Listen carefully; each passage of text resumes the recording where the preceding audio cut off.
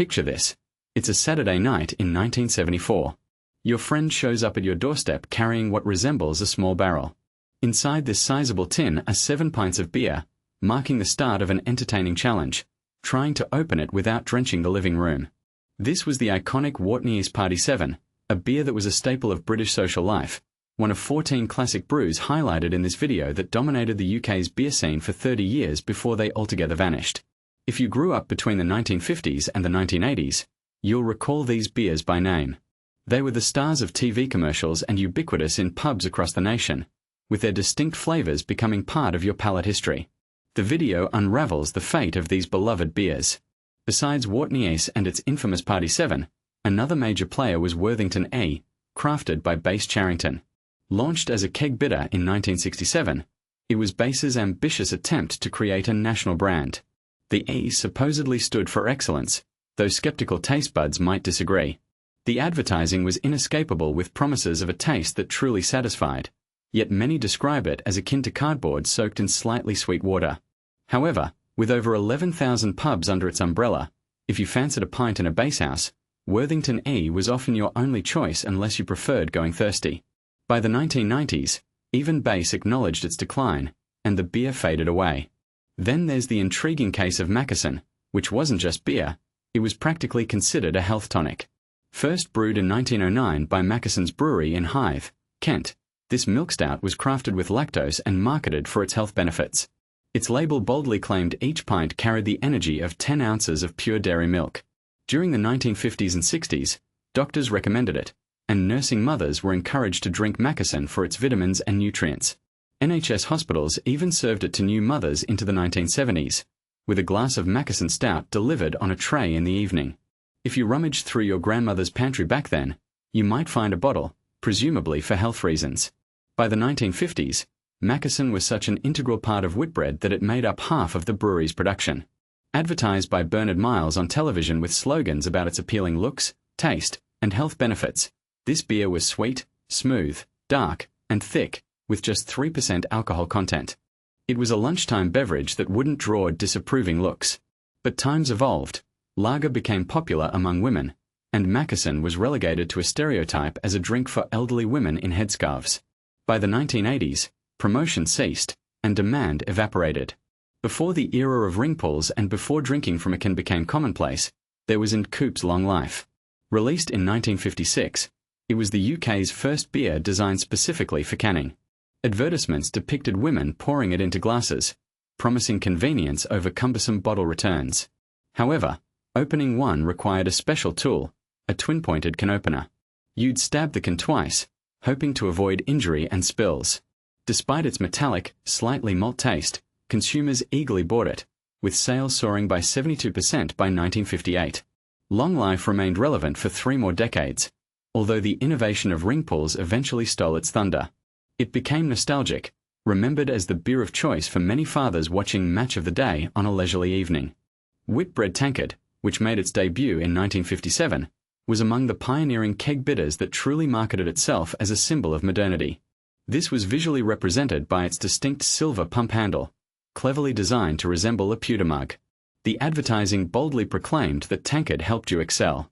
The specifics of what exactly helped you excel in were never mentioned, but the notion of excelling intrigued many. It stood as the flagship keg bitter for Whitbread, meticulously brewed in London before being distributed to thousands of pubs scattered across the southeast of England. The beer was known for its smooth and chilled nature, yet it was criticised for lacking any distinctive character. However, this was intentional. While cask ales varied from one pub to another, Tankard provided a consistent taste, ensuring the same drinking experience whether you were in Maidstone or Margate. By the time the 1970s rolled around, even Whitbread had to acknowledge that Tankard's days were numbered. With the resurgence of real ale, Tankard quietly vanished from the scene. Moving our focus to another iconic brew, Ansell's Mild wasn't merely a beer, it was a symbol of Birmingham itself. Established in 1858, Ansell's brewery was prominently located at Aston Cross and had become a cornerstone of local culture. The Mild was omnipresent, found in every pub you entered in the region. During the 1950s and 60s, Mild was the beverage of choice for working men, boasting an alcohol content of about 3%, which was intentionally kept low. This allowed for consumption by the gallon, offering a social experience without the risk of overwhelming intoxication. Ansell's Mild was easily recognizable by the red squirrel featured on its badge, and it could be found pouring in every establishment from Birmingham to Wolverhampton. During their lunch breaks, factory workers would indulge in 8 pints of beer, a routine supported by the brewery's unique system of distributing beer tickets. These tickets, handed out along with their wages, served as little vouchers that could be exchanged for pints of beer. The workers cherished this tradition as much as their pay. In 1961, a significant change occurred when Ansell's merged with Tetley and Incoop, forming a new entity known as Allied Breweries. Nonetheless, the Aston Brewery persisted in its operations up until 1981. In an attempt to modernize operations, management proposed a 4-day workweek. However, this suggestion was met with resistance, prompting the workers to go on strike, ultimately leading Allied to shut down the brewery altogether. This closure resulted in a staggering loss of 700 jobs, forcing the relocation of production to Burton. While the beer continued to be brewed, it lost its essence, as Ansell's Mild was not merely about the taste. It represented the spirit of the place, a spirit that vanished when the brewery was demolished to make room for a car showroom. In 1972, the market saw the launch of Whitbread Trophy, a beer brand that was essentially a collection of about 20 different beers, all sporting the same branding. Whitbread's strategy was straightforward. They acquired regional breweries and simply rebranded their local brews as Trophy. This move was accompanied by an aggressive advertising campaign, pushing slogans like "Big Head Trophy Bitter," the pint that thinks it's a quart. The advertisements featured a massive glass of beer, with foam dramatically overflowing, yet what you received was just a pint. The taste of the Trophy beer varied significantly, depending on the region. In London, it had one flavour, while in the West Country, it presented a completely different profile, reflecting each original brewery's distinct recipes but branded uniformly. The advertising jingle became an earworm for many. It's got the body that satisfies. It was a familiar sound during evening TV shows like Coronation Street, but the beer itself was disappointingly average. By the early 80s, the Trophy label had faded into obscurity. As the saying goes, you can't polish a turd, even if you call it Trophy. Despite its decline, the jingle was unforgettable to many. Meanwhile, Incoop's Double Diamond, with a heritage dating back to 1876, had once been a true pale ale.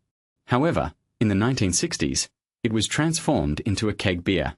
Its advertisements were ubiquitous, starring quirky animated characters and catchy tunes that seemed to play incessantly. There were even rumours that Prince Philip himself had cases of it delivered to Buckingham Palace. While ordinary citizens were left with a watered-down version at their local pubs, by the 80s, Double Diamond 2 had largely disappeared from the scene. Yet, that jingle lingered on. Before the rise of prominent lager brands like Carlin or Stella, there was Harp Lager. Launched in 1961 as a joint venture between Guinness, Courage, Scottish and Newcastle, and Whitbread, Harp Lager set out with a singular mission: persuade British men that lager was not just for women.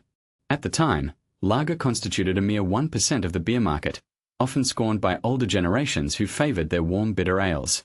However, Harp's relentless marketing campaign struck a chord, projecting a European allure that appealed to a new generation. The rise of package holidays to sunny destinations like Spain further fueled its popularity, with the scorching summer of 1976 marking a shift in consumer preferences towards cold, refreshing beverages. By the mid-70s, lager's market share had surged to 20%, with Harp leading the charge. Yet, this triumph was short-lived as larger competitors like Carlin, Heineken, and Stella began to dominate the scene, eventually overshadowing Harp. By the 90s, Harp had largely retreated from the English market. Meanwhile, Watneys Red Barrel became known as perhaps the most reviled beer in British history. Initially introduced in 1931 as an export product, it was designed to endure long sea journeys by being filtered, pasteurized, and kegged. In the 1960s, Watneys aggressively promoted it within their pubs at home, but it failed to win the favour of homegrown palates, becoming an emblem of the kegged beer era that many would prefer to forget. The closure of local regional breweries marked a significant shift in the beer landscape, as traditional, much-loved local bitters were swiftly replaced by Watneys Red Barrel. This new beer was a far cry from the rich and diverse flavours of its predecessors. It was sweet, highly carbonated, and left a metallic taste reminiscent of sipping on liquid Mars bars straight from a carbon dioxide cylinder. Such drastic changes were met with an ineffective advertising push. The campaign tried to capture interest with the slogan "Join Watneys Red Revolution," pairing it with posters of communist leaders toast with pints of Red Barrel. However, this gimmick did little to win over the discerning palates of British beer drinkers. Frustration with the declining beer quality reached a tipping point in 1971 when 4 resolute journalists decided they could no longer tolerate the state of British beer.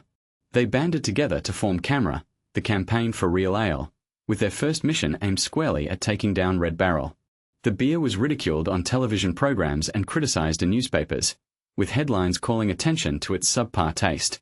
Consequently, the wave of negative publicity had a tangible impact as consumers increasingly turned away from Red Barrel. By the end of the 1970s, this notorious beer had all but vanished from pubs, its demise marking a victory for CAMRA and ale enthusiasts. During this era, a popular, albeit unofficial, drinking tradition arose in pubs all over Britain, a concoction humorously referred to as brown and bitter. This involved combining a half-pint of bitter with a bottle of brown ale, creating a unique beverage that sweetened the bitter notes with the syrupy richness of the dark ale. Mann's Brown Ale, renowned as the original sweet brown ale, was a key component of this mix. Despite packing just 3% alcohol by volume, it was dense with flavor and came in small bottles ideal for blending.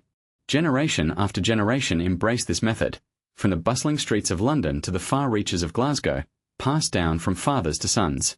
Yet, as the years rolled on, the once beloved brown and bitter tradition waned, overshadowed by the rise of the more commercially popular lager. Back in the day, the younger drinking crowd had a clear preference. They weren't keen on mixing different drinks. This shift in taste preferences led to the decline of the once popular brown and bitter beers, and with them, the traditional men's drinking culture. In this landscape, Courage Brewery made a bold attempt to capture attention and carve out a national presence. They launched Courage Tavern, famously associated with the slogan, "What's your right arms for?" This catchy phrase was plastered all over, from billboards to television ads. Even though the slogan left many scratching their heads, unsure what it actually meant, it undeniably stuck in people's minds. Courage launched this campaign in the late 1960s, hoping to transform tavern into a household name. However, the brew itself, a light brown beverage with a faint sweetness and just enough fizziness to provoke a satisfying burp, didn't particularly stand out. Despite their vigorous marketing efforts, by the mid-1970s, Tavern was struggling to hold its ground, especially as the Campaign for Real Ale, CAMRA, was gaining momentum against modern keg beers. As a result, Courage found itself merging with Scottish and Newcastle, eventually leading to the disappearance of Tavern alongside them. Another noteworthy player from this era was Younger's Tartan, a product of Scottish and Newcastle's strategy to infiltrate the English market. The cans were impossible to miss, flaunting a vibrant tartan pattern that easily caught the eye. Drink it, don't wear it was the playful approach. For many teenagers at the time, cracking open a can of tartan marked a rite of passage into legal drinking. With its smooth, sweet taste and a slightly heavy character, tartan registered at an approachable 3.7% alcohol content. Yet, despite its mildness, drinking tartan felt like engaging with a real beer. Recall the Watneys Party 7, our introduction to a unique party piece in 1968. This massive 7-pint tin offered an innovative solution for those looking to enjoy beer without the hassle of returning bottles. It was hefty, almost as much as a newborn, and came with a price tag of 15 shillings. Opening it was an event itself, requiring the resolve and tools, namely a hammer and screwdriver, to make 2 punctures in the top. The initial breach often resulted in a geyser of beer shooting towards the ceiling, much to the amusement, or dismay, of partygoers. Whether at weddings, birthdays, or New Year's Eve celebrations, someone invariably ended up soaked. Although the beer inside could taste metallic and flat, its true value lay in the fun and novelty it brought to gatherings.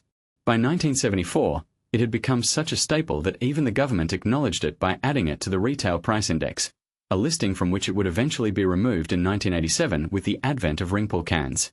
Yet, the Party 7 had already secured its place in history as affordable entertainment. A lesser-known fact involves Flowers Brewery from Stratford-upon-Avon, pioneers in introducing the term keg beer to the world. In 1957, they debuted Flowers Keg Bitter, a milestone as the first beer ever to use the word keg. This innovation allowed beer to remain fresh longer and travel more efficiently, a boon for landlords but something of a letdown for discerning drinkers. Flowers Keg Bitter was consistently smooth and uniform but often criticized for being rather bland. After Whitbread acquired Flowers in 1962, the brewery operated for a short while before closing its doors, relegating Flowers to the annals of beer history. Yet, Their pioneering foray into keg beer opened a Pandora's box, illustrating that beer could become a profitable venture while sacrificing its character, paving the way for every mass-produced keg bitter that sparked a camera-led protest or a pub debate about the virtues of real ale. These tales capture the essence of 14 iconic beers that have vanished from British pubs, each with its unique story and cultural significance. We encourage you to drop a comment below about which of these beers evokes fond memories or was a staple in your local pub every Saturday night. Don't forget to subscribe and help us keep these cherished memories alive, preserving the rich tapestry of beer history for future generations.